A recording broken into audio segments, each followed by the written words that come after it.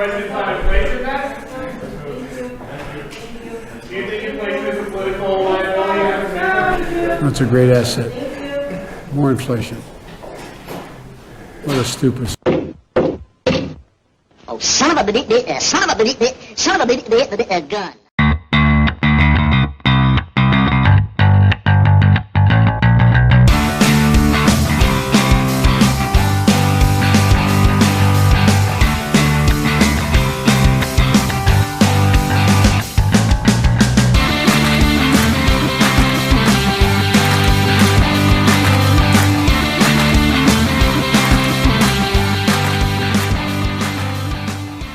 Hey, what's going on, everybody? It's Kyle Dockery with the Dockery Docket.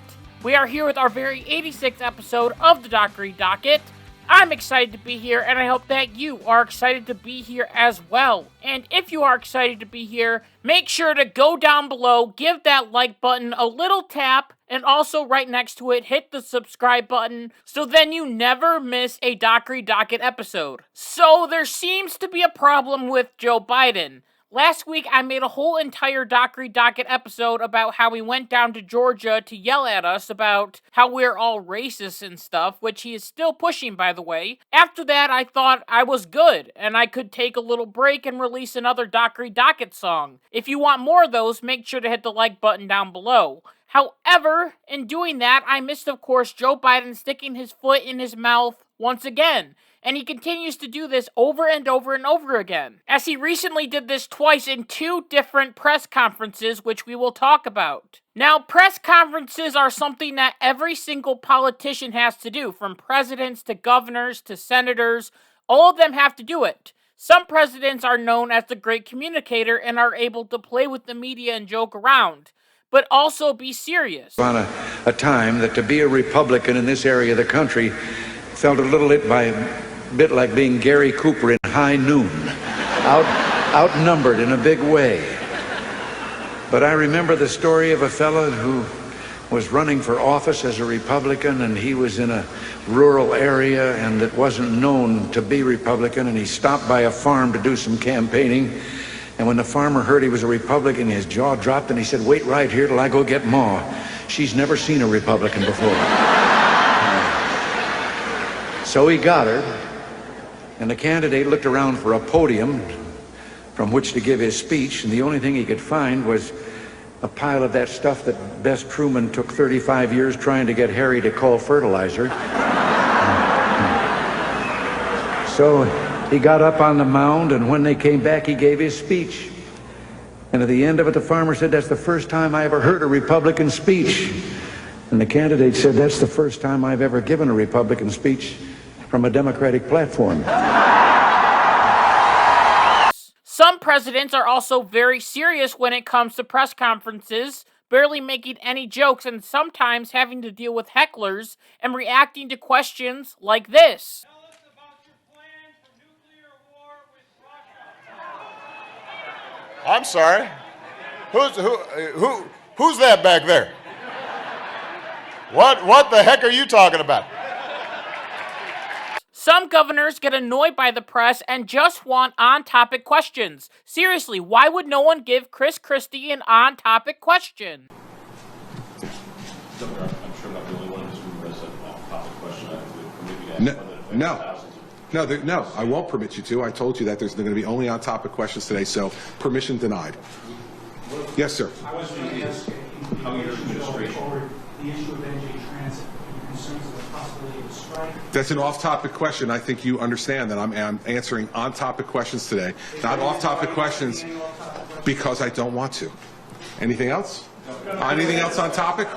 Anything else on topic? Considering that we're Some presidents step into press conferences like they are WWE matches, calling the media fake news, and doing whatever they can not to throw chairs at each other. Go ahead. No, Mr. President-elect. Go ahead. President-elect, Go ahead. since you are attacking our news organization, Not you. Can you give us a chance? Your organization you is are terrible. attacking our news organization. Your organization Can you give us is a chance terrible. to ask a question, sir? Go ahead. Sir, Quiet. Quiet. Mr. President-elect. Go ahead. Can you state She's asking a question. Don't be rude. Mr. President-elect, can you give us a question? Don't be You're rude. attacking us. Can you give us a question? Don't be rude. No, I'm not going to give you a question. I'm not going to give you a question. Can you state categorically? You are fake news. Sir, go ahead. Can you state categorically that nobody... No, Mr. President-elect, that's not appropriate.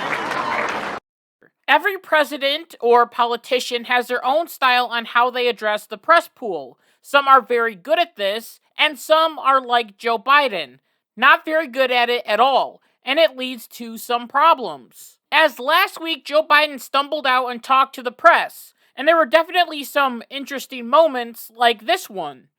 Let me ask a rhetorical question. No, I won't. Anyway. Thank you. Yes.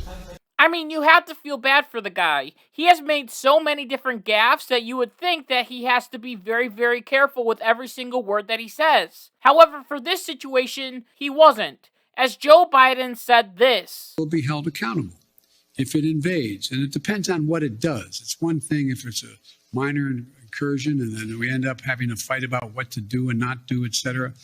A minor incursion.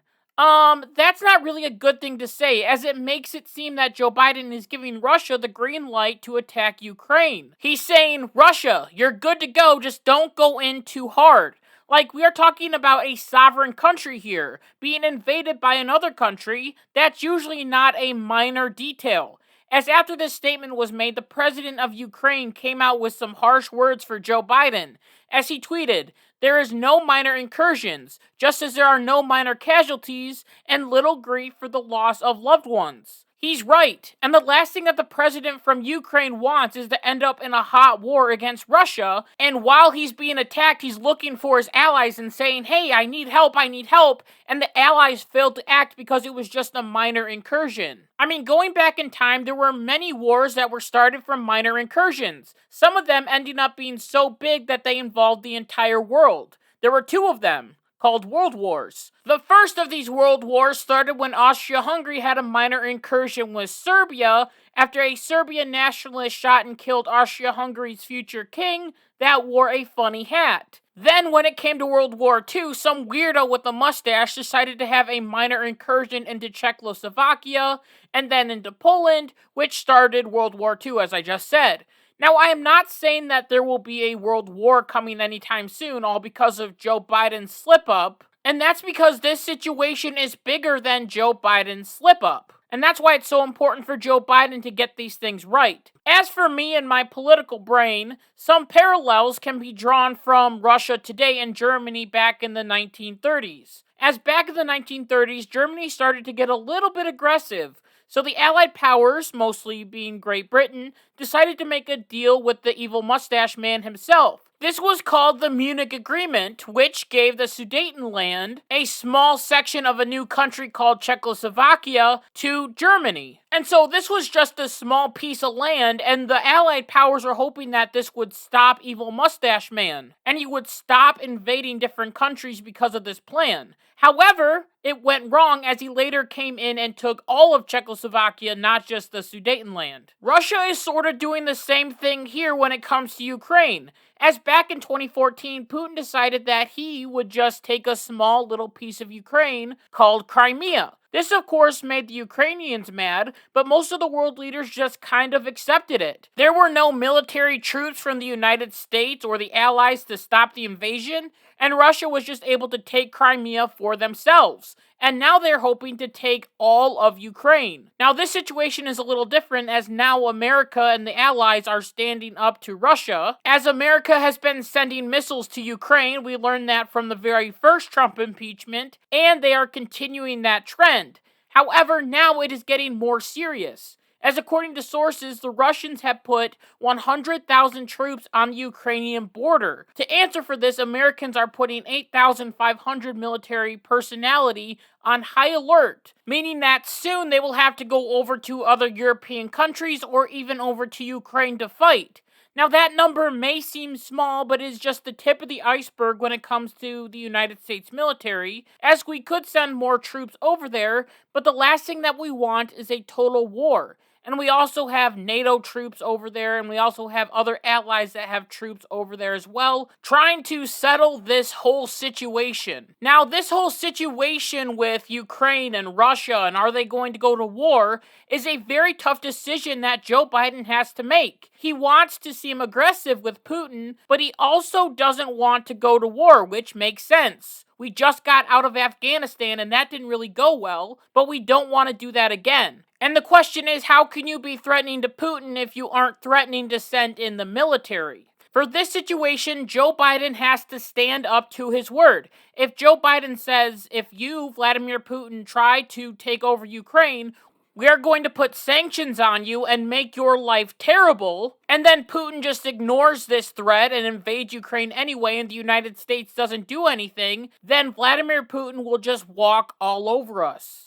And that's unacceptable. To me, it's just like with kids. If you tell them to be home at 9:30 or they are grounded and they get home at 12:30 partying it up and you don't ground them, then they will do that action over and over and over again. They will walk all over you. But the sad reality is that Russia right now knows that this is the perfect opportunity for them to invade Ukraine because President Joe Biden is weak. Putin knows what happened in Afghanistan, and a similar situation is happening right now in Ukraine.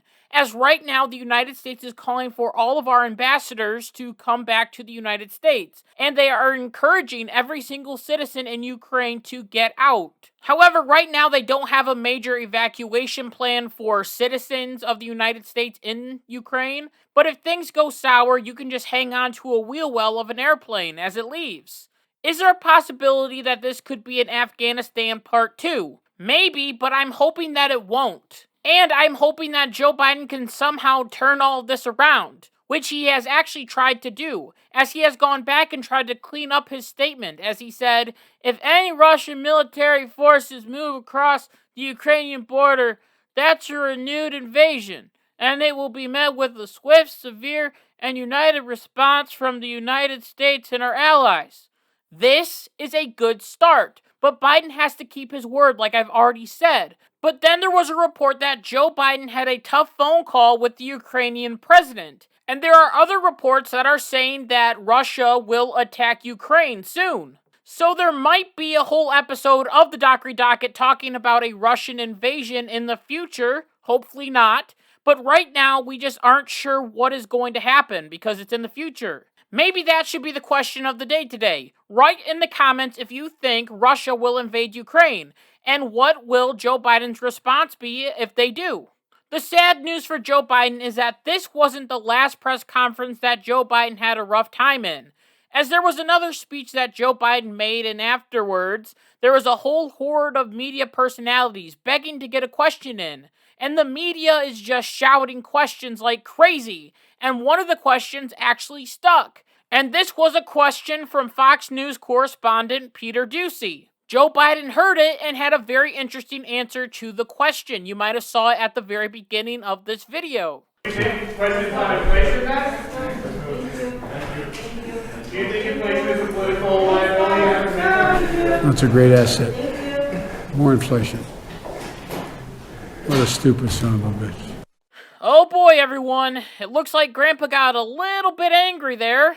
It also looks like Joe Biden isn't following along with his promise that he made at the very beginning of his presidency. I'm not joking when I say this. If you're ever working with me and I hear you treat another colleague with disrespect, talk down to someone, I promise you I will fire you on the spot. On the spot. No ifs, ands, or buts. Everybody is entitled to be treated with decency. Looks like he will be resigning soon. Now listen, I understand it. Joe Biden slipped up and said a naughty word. Am I upset about it? No. Am I worried that it will have consequences for the future? No, not at all. To be honest with you, I actually find it very funny. And something that doesn't really matter that much. Because here's the situation. The media thinks that the presidential hatred for the press started with just Donald Trump. But this, as Trump would say, is fake news. Like I said at the very beginning of this episode, every single president responds to the press differently. And we see this going back through history.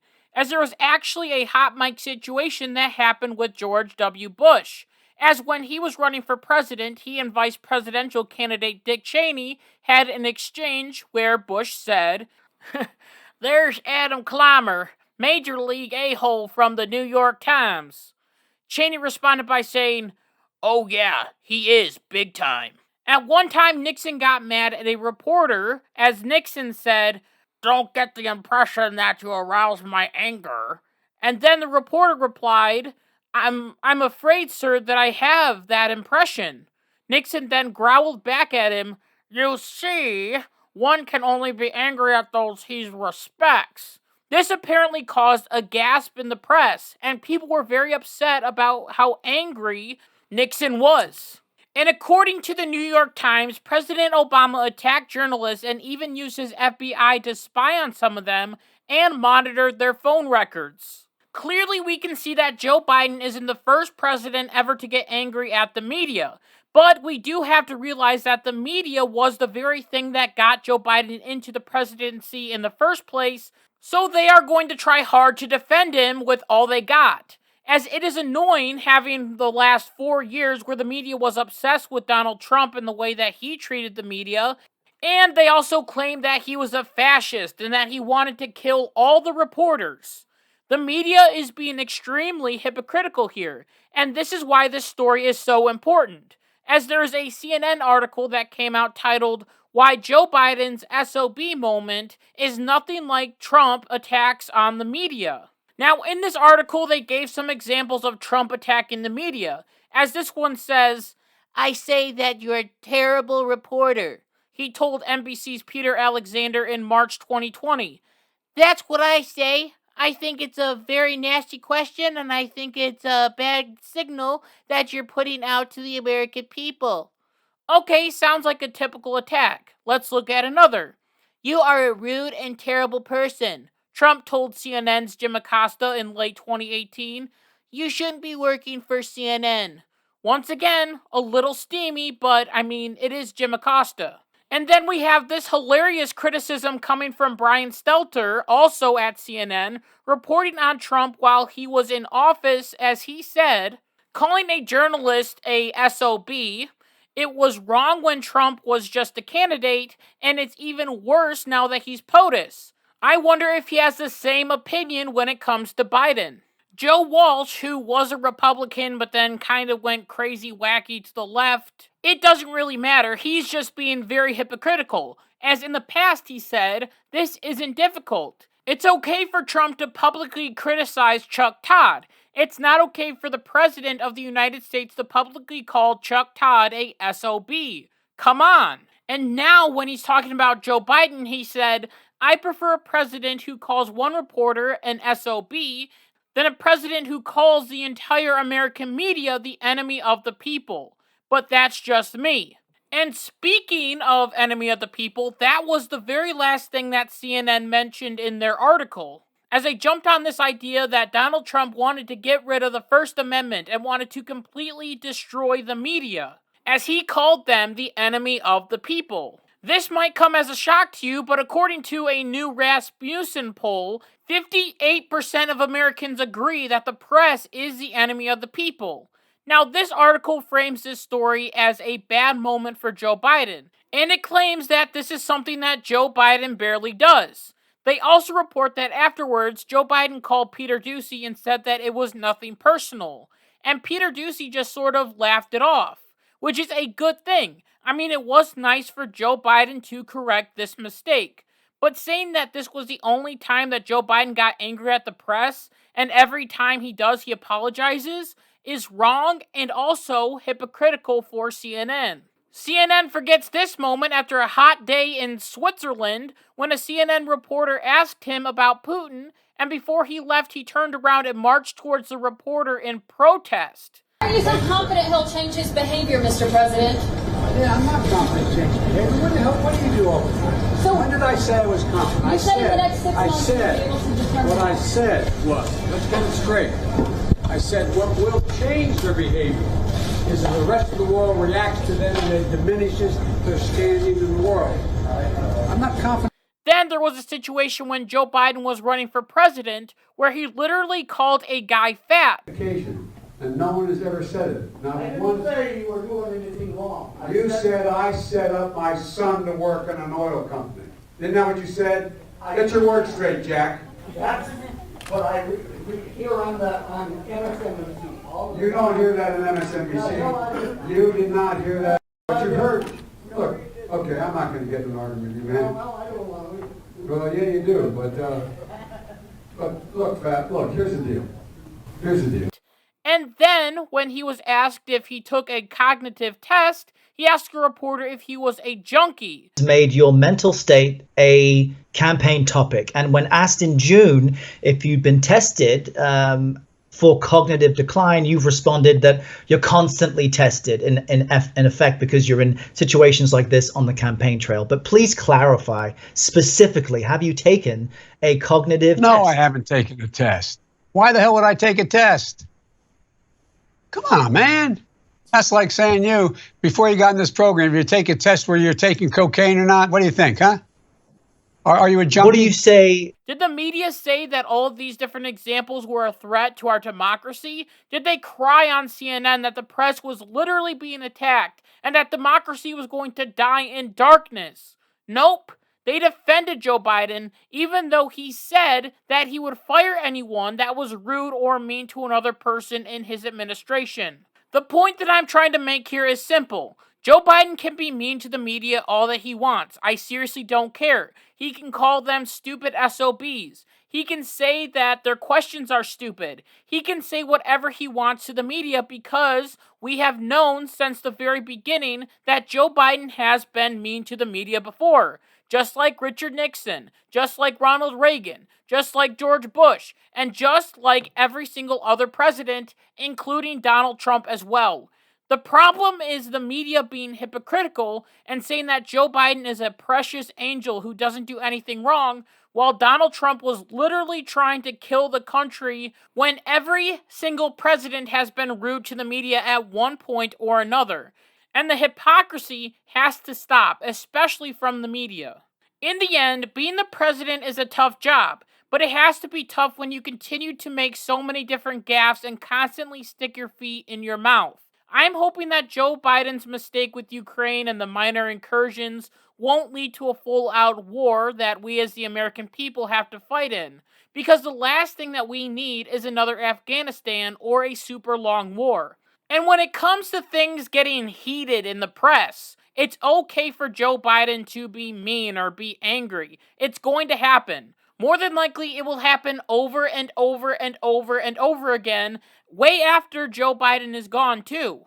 But what's important is for when we get different criticisms, we should be more like Peter Doocy. He didn't go on Fox News and cry about how President Biden was mean to him. He laughed it off. We need less people like Jim Acosta, as when he was attacked by Trump, he got on CNN and had a whole big cry fest the whole time. The media should understand that the president sometimes doesn't like them, so they might yell at them and call them names. The president and the media have always had a weird relationship, but I guess that's just the way it is. Hopefully this week there will be no more press conferences and Joe Biden can just sit there and not say anything for a whole week. But more than likely that won't happen. And when something comes up, you know I'll be here to talk about it. And with that, I just want to thank you so much for listening to this episode of the Dockery Docket. And until next time, like my mom always says, be good, be kind, be loving, goodbye.